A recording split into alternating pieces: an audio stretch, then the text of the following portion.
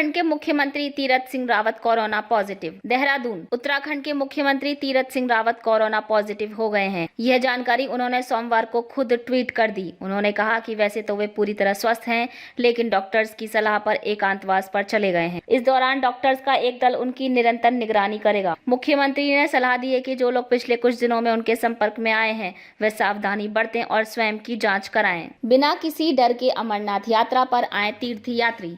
IGP Kashmir. Srinagar. Police महानिरीक्षक Kashmir range Vijay Kumar ने सोमवार को कहा कि इस वर्ष के दौरान अमरनाथ यात्रा किसी भी घटना से मुक्त होगी। सीसीटीवी ड्रोन अमरनाथ यात्रा के वाहनों की निगरानी करेंगे और यात्रा मार्गों पर सुरक्षा बलों की 24 घंटे नजर रहेगी।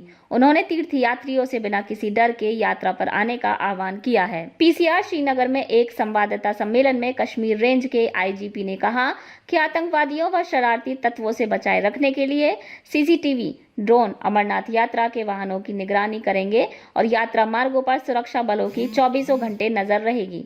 आईजीपी ने कहा कि कश्मीर में स्टिकी बम का मिलना बेशक एक समस्या है, लेकिन चिंताजनक नहीं है। हम इससे प्रभावी ढंग से निपटेंगे और शांतिपूर्ण यात्रा सुनिश्चित करेंगे। उन्होंने कहा कि यात्रा मार्ग पर सुरक्षा बलों की गश्त लगातार रहेगी। उन्होंने आगे कहा कि किसी भी तीर्थयात्री वाहन को नागरिक वाहनों के साथ घुलने मिलने की अनुमति नहीं होगी। सभी मार्गों पर तीर्थयात्रियों के वाहन के गुजरने का समय निर्धारित होगा। आईजीपी ने कहा कि तीर्थयात्रियों की सुविधा के लिए सुरक्षा बल प्रतिबद्ध हैं। उन्होंने कहा कि प्रत्येक दिन यात्रा से पहले मार्गों को साफ कर दिया जाएगा और सुरक्षा व्यवस्था पर कोई समझौता नहीं होगा। पवित्र अमरनाथ की यात्रा 28 जून से शुरू होगी। पिछले वर्ष कोरोना के चलते यह यात्रा स्थगित कर दी गई थी। सुरक्षा बलों ने 4 आतंकियों को मार गिराया।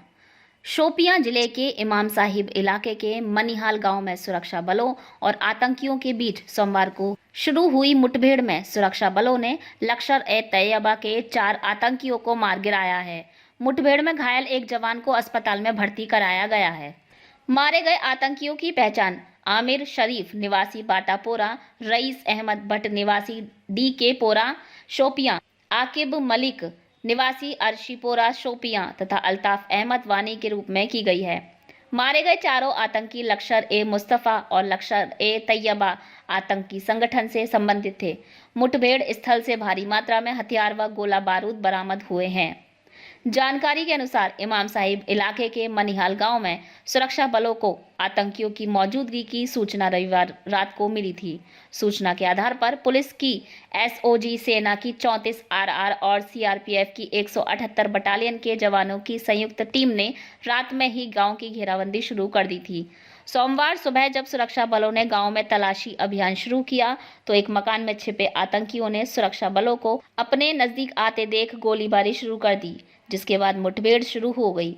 मुठभेड़ में सुरक्षा बलों ने लश्कर-ए-तैयबा के 4 आतंकियों को मार गिराया। इस दौरान एक जवान भी घायल हुआ है, जिसे अस्पताल में भर्ती कराया गया है।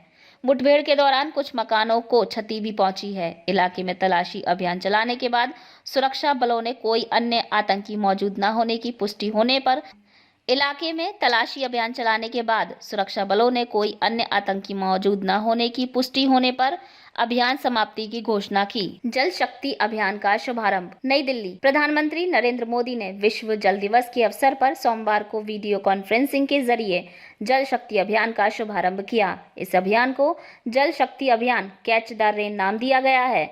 नदियों को आपस में जोड़ने वाली पहली राष्ट्रव्यापी परियोजना के माध्यम से उत्तर प्रदेश और मध्य प्रदेश के कई जिलों को सूखे से राहत मिलेगी। मुठभेड़ में 2 निहंग मारे गए। तरन तारण चंडीगढ़। सीमावर्ती क्षेत्र सिंहपुरा भीखीविंड गांव में रविवार शाम हुई मुठभेड़ में 2 निहंग मारे गए। निहंगों ने वल्टोहा और खेमकरन पुलिस थाने के SHO पर तलवार से हमला कर दिया था, जिसमें SHO के हाथ कट गए हैं, जिन्हें सुरसिंह सिविल अस्पताल दाखिल करवाया गया, जहां से बेहतर उपचार के लिए उन्हें अमृतसर के एक निजी अस्पताल में भेज दिया गया।